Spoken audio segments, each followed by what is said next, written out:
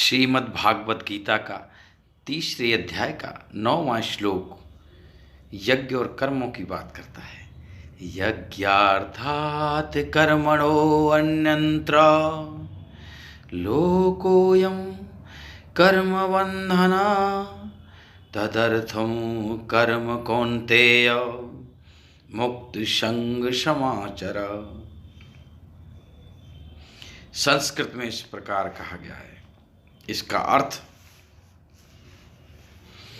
इस प्रकार है, यज्ञ के निमित्त जो कर्म किए जाते हैं उनको छोड़कर अन्य कर्मों से जो मनुष्य में संसार के लिए करता है उसमें बंधन को उत्पन्न करने वाले हैं, वो उनको मनुष्य को बांधते हैं। इसलिए हे अर्जुन, आसक्ति रहित होकर यज्ञ के निमित्त भली भांत अपने यज्ञ कर्म को करो।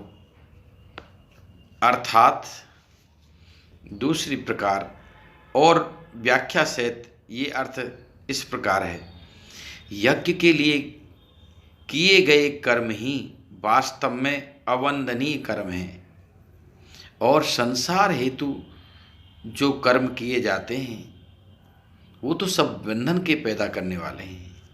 यज्ञ के लिए वो भी फल की आकांक्षा से रहित होकर, आसक्ति से रहित होकर जो यज्ञ किए जाते हैं अर्जुन, उनमें बंधन नहीं होता। उन्हीं कर्मों को तुम आचरण करो।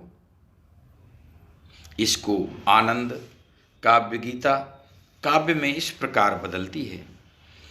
हे अवच्छिनीय हे अवंधनीय यज्ञ कर्मा बंधन युक्त ये कर्म संसारी।